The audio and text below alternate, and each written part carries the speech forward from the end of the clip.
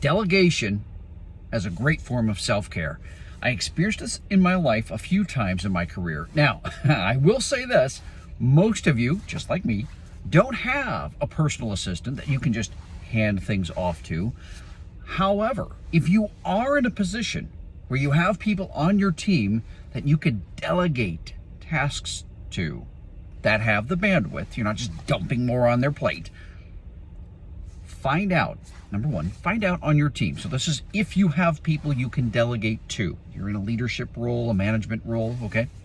Find out what their skill sets are, what they love to do, in connection with what you don't like to do. Things that drain your energy, that take your time and energy could go to something better. If there are people on your team that love to do a certain thing that you hate to do, and they have bandwidth, they have capacity, delegate it to them. They would love to support you and help you, particularly if they're bought-in team members, okay? That's number one. Now let's say you don't have that. Yeah, John, it'd be great if I had a personal assistant or a whole team to help me out. I don't have that. Neither do I.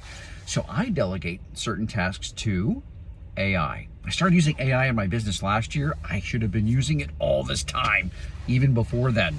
I use it for capturing notes automatically in meetings, so I have a summary, action steps. I can send the link of the whole recording and the summary and the action steps to the person that was also in the meeting. I can generate a playbook from that, all that.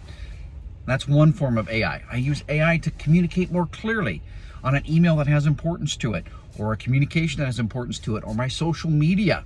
I take these videos and I upload them to AI and I say, here's the transcript of what I said. Turn this into something that is both encouraging and compelling. And I do that every single day. What that does for me by delegating those things to AI is it saves time, it saves energy, and it communicates even more effectively using my words. Or in the case of sending a communication or an email, it's going to effectively communicate what I want to say with fewer words and come across more clearly. Because I want to make sure I'm being clear.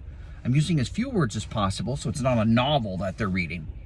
Think about how you can delegate to people on your team, if that's a possibility, or to AI to help with some of that lift. Because the better you delegate, the less energy and the less time and the less effort it's going to take, which is a great form of self-care.